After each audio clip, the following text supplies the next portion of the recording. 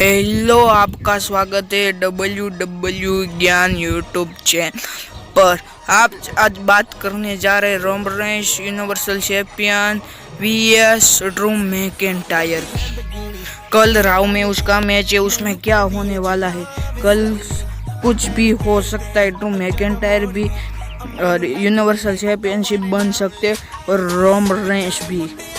इसे हमारे साथ रहना, हमारी चैनल को सब्सक्राइब करना। चलिए हम बात आगे बढ़ाते हैं।